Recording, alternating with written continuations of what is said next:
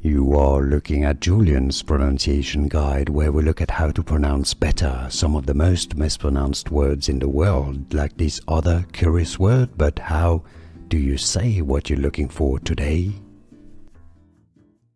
This one is kind of interesting. I think the most common pronunciation is Pizookie. Okay, it's a combination of pizza and cookie. But for some reason it's not pronounced Pizookie.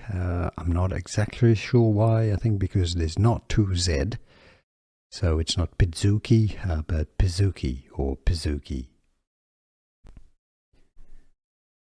This one is kind of interesting. I think the most common pronunciation is Pizookie. Okay, it's a combination of pizza and cookie.